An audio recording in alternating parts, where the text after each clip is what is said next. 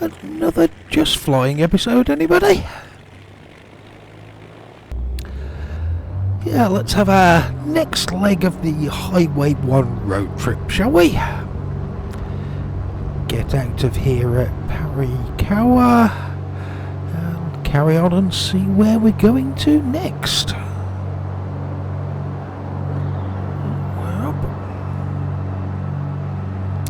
So yeah, back in New Zealand after a brief trip to England in the last video, although if I'd thought about it, then it could have been interesting to have done a mid-hurricane flight in Florida, in a microlight perhaps, and see where we ended up then. Although if I do have any American regular viewers, I genuinely do hope you're all okay. And also that your house is still in the same place where you left it. That would be a good thing. Yeah, but with the hurricane, another moment where you just sit scratching your head wondering about the state of some people on this planet. Yeah, I'm referring to the conspiracy theory that the hurricane itself was being controlled by the government and they steered it into Florida on purpose. I have no words other than at this rate the world's going to run out of conspiracy theories by the middle of next year, as people are using them up at such a high rate that there won't be any left soon. Yeah, the stupidity levels are... well, actually, no, I'm not really surprised anymore by that. Anyway, done my usual of having a quick look at the route today. Not too much to tell you, but just coming up here is the small town of Kekirengu. They have, according to Wikipedia, a place called The Store, which is a popular roadside cafe and restaurant built on the site which was previously a petrol station. So at least you can have something to eat and drink while you work out what to do next, as your car is nearly out of fuel and the petrol station that used to be here has now been demolished. Although the restaurant does sound nice, it's 4.3 stars out of 5 on Google Reviews, but that is a combined review, so no separate data for the public toilets, unfortunately. Another little milestone on this trip, by the way, is somewhere around here, just after Kekirengu, we cross over the border and move from the districts of Canterbury into Marlborough. Not sure if we have to go through passport control when we land. Don't think we have any contraband material on board anyway, and I do have a cheese sandwich in my flight bag, so I'm sure we'll be okay. Then the next point of interest, or site for bringing on existential dread, is another little township called Whanganui, where their Wikipedia entry includes: a small church is located in Whanganui called St Oswald's Church. This was slightly damaged in the 2016 earthquake. The future remains uncertain. Hold on, what? The future of the church? The future of the church remains uncertain, or was that a statement for the world in general? What do they mean by the future remains uncertain? Do they know something we don't? What are they not telling us? Was this the spot where decades ago leading scientists developed a powerful quantum technology capable of calculating and altering the probabilities of future events? And those calculations have been kept hidden from the public ever since, and only shared amongst the elites, so that every major political shift, economic crash, or societal trend has been carefully orchestrated behind the scenes using this uncertainty protocol. I mean, the phrase "the future remains uncertain" is that actually just like a code repeated over and over by the leaders, the economists, the media, not as a warning about randomness, but as a subtle reinforcement of the idea that we have no control, where in reality the future remains uncertain. It is a way to pacify the general public, ensuring that no one suspects that every outcome, wars, technological advances, even our own personal choices, have already been predetermined by the powerful few.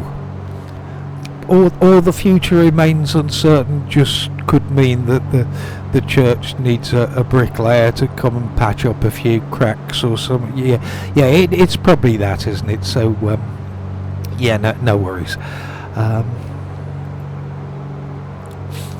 So next point of interest, that's going to be the Lake Grasmere Salt Works, which only has 3.2 stars out of 5 on Google reviews, but was rated as a 4-star salt works by Gretchen H of Christchurch.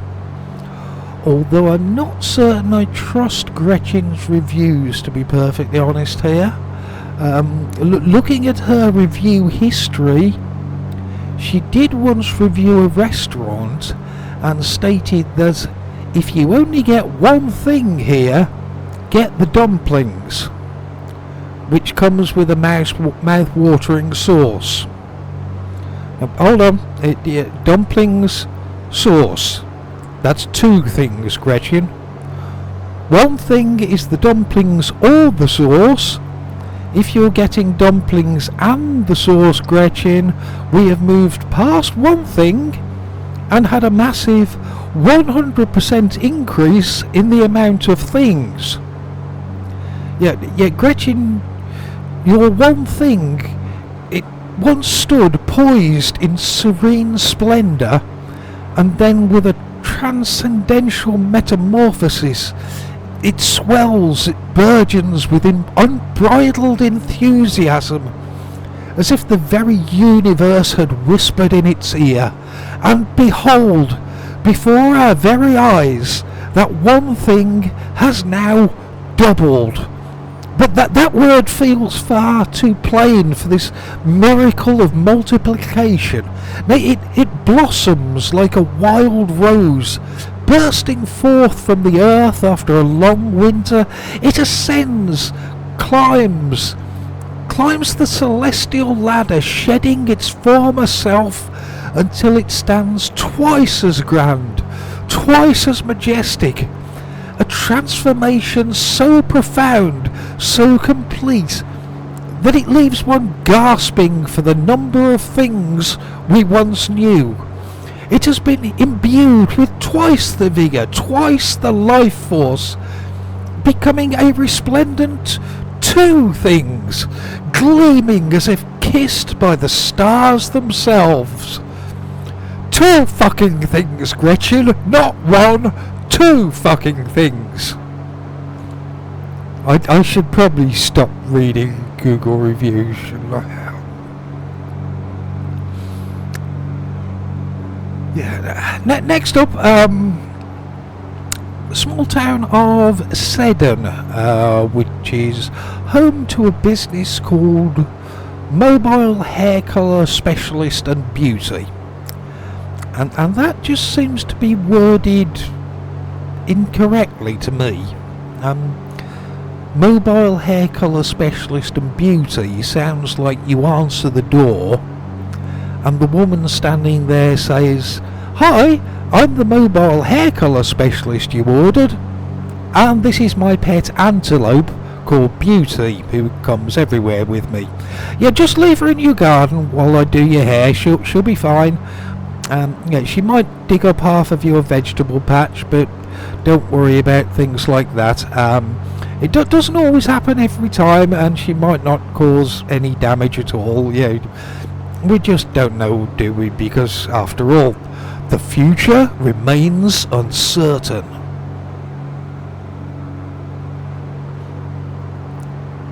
I'm not totally sure where Highway 1 is now. Don't think that's it on the left. Might be over the top of it.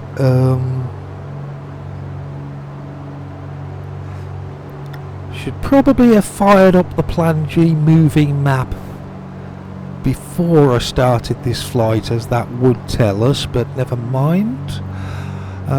We are close enough to our destination now where we can start making detours to land anyway.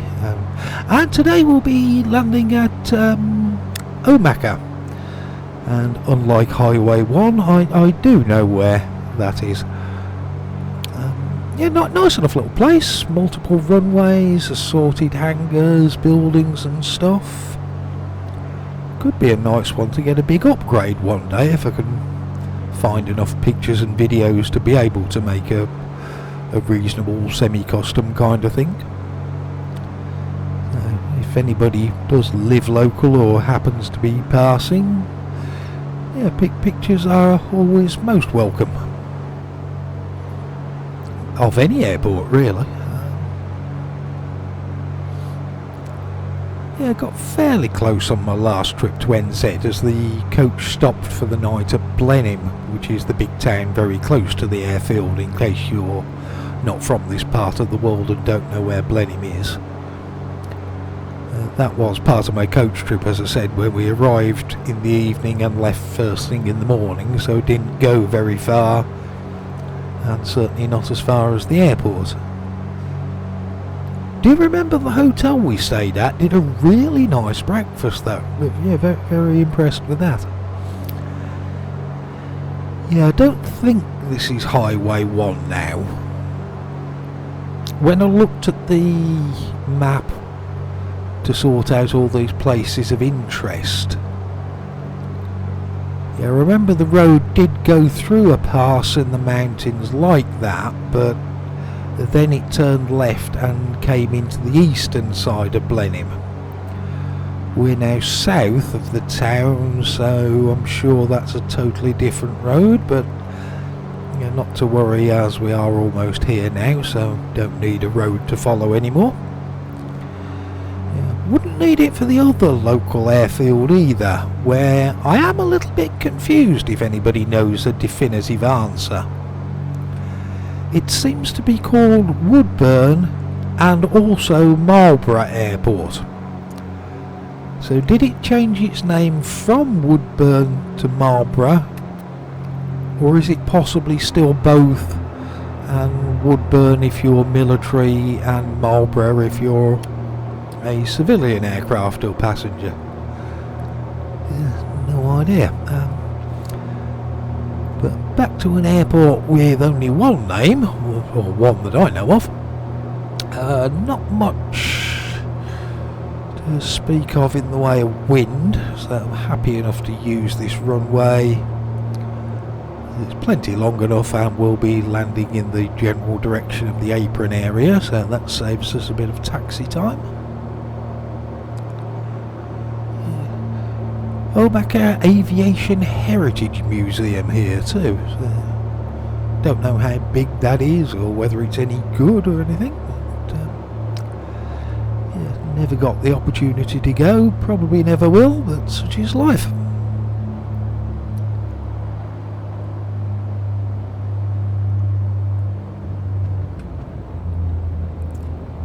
Oh, yeah, that will do. Rule of thumb with this Baron: if you don't hear any touchdown noises, it was probably a good touchdown. Yep, not going to complain with that one. Well, that will do. Cool. Yeah, apron area is over there to our left, so that's where we'll go and park.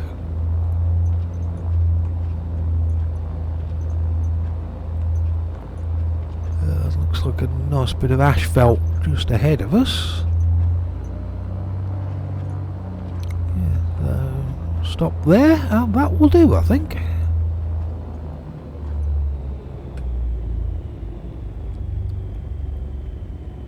Lovely. So, next leg complete, and we have safely arrived at Omaka. And on our road trip, that will be the start point for the next leg, where I've had an idea. It might not turn out to be a good idea, but I've had an idea.